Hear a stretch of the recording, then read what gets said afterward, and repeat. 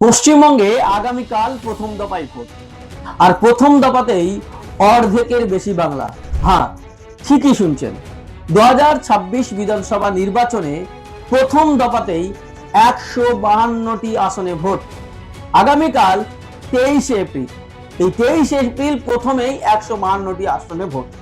প্রশ্নটা খুব সোজা, এই 152 আসনেই কি ঠিক হয়ে যাবে বাংলা কার দখলে? 2026 বাংলার ক্ষমতার দিক কোন দিকে যাবে? কারণ এই দফায় রয়েছে উত্তরবঙ্গ থেকে জঙ্গলমহল এবং সাথে সাথে আবার দক্ষিণবঙ্গের গুরুত্বপূর্ণ কিছু জেলাতেও ভোট হচ্ছে।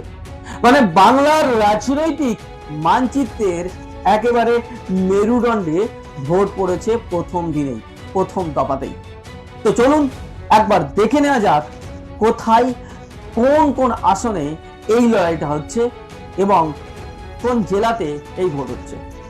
প্রথমে আপনাদের জানাবো উত্তরবঙ্গ। উত্তরবঙ্গে কোচবিহার, আলিপুরদুয়ার, জলপাইগুড়ি, দার্জিলিং, কালিম্পং, উত্তর দিনাজপুর, দক্ষিণ দিনাজপুর এবং মালদা, এই সব কটা জেলা মিলে মোট 55টি আসন। আর এই অঞ্চলেই আমরা দেখেছি বরাবরই রাজনৈতিক দিক দিকে খুব সেন্সিটিভ এলাকা। এই উত্তরবঙ্গে অনেক কিছুই চলে, এখানে কখনো বিজেপির উত্থান, কখনো তৃণমূলের প্রত্যাবর্তন। মানে যে জিতবে উত্তরবঙ্গে তার জন্য রাস্তাটা অনেকটাই পরিষ্কার হয়ে যাবে। সে তৃণমূল হতে পারে, বিজেপি হতে পারে বা অন্য কোনো। উত্তরবঙ্গের পাশাপাশি জঙ্গলমহলেও আগামীকাল ভোট। এই জঙ্গলমহলের বেশ কটি জেলায় ভোট হচ্ছে, তার মধ্যে পুরুলিয়া, বাঁকুড়া, পশ্চিম মেদিনীপুর, ঝাড়গ্রাম, এই 5টি জেলা মিলে মোট 40টি আসন। এই 40টি আসনে এই এলাকায় একসময় বামফ্রন্টের শক্ত ঘাঁটি ছিল, তারপর সময় বদলেছে, হাওয়া কখনো বিজেপির দিকে আবার কখনো তৃণমূলের দিকে। তবে বিজেপি এই এলাকায় বেশ শক্তি বাড়িয়েছে, আবার তৃণমূল নিজের জায়গা ধরে রাখার লড়াই তারা চালাচ্ছে। এই জঙ্গলমহলই ঠিক করে দিতে পারে গ্রাম বাংলার ভোট কোন দিকে যাচ্ছে। এবং এই জঙ্গলমহলের সাথে সাথে আগামীকাল ভোট রয়েছে দক্ষিণবঙ্গে। এবার দক্ষিণবঙ্গের বড় খেলাটা হলো পূর্ব মেদিনীপুর, বীরভূম, মুর্শিদাবাদ এবং নদিয়ার কিছু অংশ। এই 4টি জেলায় প্রায় 57টি আসনে ভোট হচ্ছে। এখানে সবচেয়ে বড় গুরুত্বপূর্ণ রাজনৈতিক লড়াই বিশেষ করে মুর্শিদাবাদ আর বীরভূম, যেখানে সংখ্যালঘু ভোট অনেকটাই বেশি এবং এই সংখ্যালঘু ভোট অনেক বড় ফ্যাক্টর।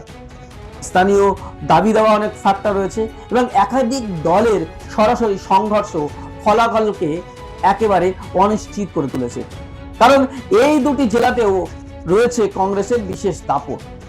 অর্থাৎ হিসাবটা দাঁড়াচ্ছে 55+40+57, অর্থাৎ 3টি এরিয়াতে 152টি আসনে ভোট, মানে 294 আসনেরও অর্ধেকেরও বেশি প্রথম দফাতেই ভোট।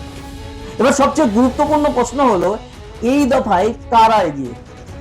তৃণমূল চাইবে তাদের সংগঠন শক্তি আর গ্রাউন্ড কন্ট্রোল দিয়ে এই প্রথম দফাতেই সরকার গঠনের একটা ধাপ এগিয়ে যেতে। বিজেপি চাইছে উত্তরবঙ্গ আর জঙ্গলমহলে তাদের যে আগের সাফল্য ছিল সেই সাফল্যটাকে ধরে রাখতে। আর বাম, আইএসএফ তাদের জোট তাদের মতো করে সাজানোর চেষ্টা করছে। অন্যদিকে কংগ্রেস মালদা, মুর্শিদাবাদ, নদিয়া, বীরভূম এই এলাকাগুলিতে বড় চমক দেওয়ার জন্য প্রস্তুতি নিচ্ছে। কিন্তু একটা বিষয় একেবারে স্পষ্ট, এই প্রথম দফায় ফলাফল শুধু আসন সংখ্যা ঠিক করবে না, এটা একটা মোমেন্টাম ঠিক করে দেবে। কারণ প্রথম দফার ভোটে যে দল এখানে এগিয়ে থাকবে তাদের মনোবল বাড়বে এবং যে দল পিছিয়ে পড়বে তাদের পরের দফায় লড়াইটা আরো কঠিন হয়ে যাবে, আরো শক্ত হয়ে যাবে, সেটা তাদের জন্য বড় মুশকিল। তাই প্রশ্নটা আবার ফিরে আসে, প্রথম দফাতেই কি বাংলার ভাগ্য লেখা হয়ে যাবে, নাকি পরের দফাগুলোতেও বদলে যাবে খেলা? কারণ আর একটা দফায় ভোট হবে, দ্বিতীয় দফায় দক্ষিণবঙ্গের আসনগুলিতে, যেখানে তৃণমূল অনেকটা এগিয়ে রয়েছে। তবে বাংলার মানুষ কি সিদ্ধান্ত নেবে সেটা জানা যাবে ব্যালট বাক্স খুললেই। কিন্তু একটা কথা নিশ্চিত, 23 এপ্রিল অর্থাৎ প্রথম দফার ভোট, এই ভোটেই বাংলার রাজনীতির ভবিষ্যৎ নির্ধারণে সবচেয়ে বড় টার্নিং পয়েন্ট হতে চলেছে। হ্যাঁ, আগামীকাল প্রথম দফার 152 আসনে ভোট, এটাই হবে বড় টার্নিং পয়েন্ট। আপনার মতে এই 52 আসনে কে এগিয়ে, তৃণমূল, বিজেপি নাকি জোট? কমেন্ট বক্সে আপনার মতামত জানান। আর এই ধরনের বিশ্লেষণ পেতে এখনই সাবস্ক্রাইব করুন আমাদের ইউটিউব চ্যানেল জিআই। আর ভিডিওটি ফেসবুকে দেখে থাকলে ফেসবুক পেজটি অবশ্যই ফলো করুন। ধন্যবাদ সকলকে।